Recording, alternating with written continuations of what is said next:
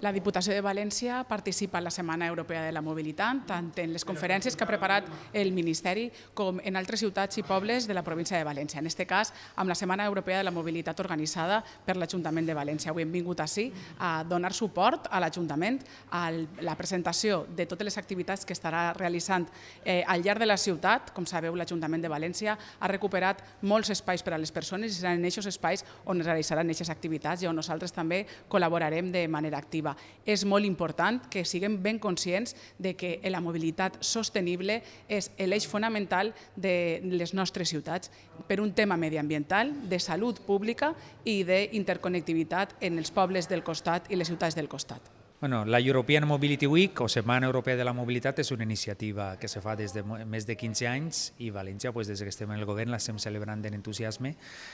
És una setmaneta per fer activitats, per conscienciar, per posar en valor tot el que s'ha fet durant tots els anys que s'està treballant per fer una ciutat de València que és un símbol de com se pot transformar una ciutat per recuperar espai de qualitat, per reduir contaminació, reduir el motoritzat i promoure alternatives com és la bicicleta o millorar el transport públic intermodal, no només en l'àmbit urbà, també en l'àmbit metropolità. I tindrem una gran bateria d'activitats on anem a celebrar i a conscienciar i a reflexionar sobre el que hem d'anar fent per millorar la nostra ciutat de València i l'àrea metropolitana.